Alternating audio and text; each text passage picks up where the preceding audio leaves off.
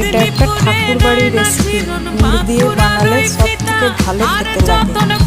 আমি গুড় দিয়েই বানালাম রেসিপিটা।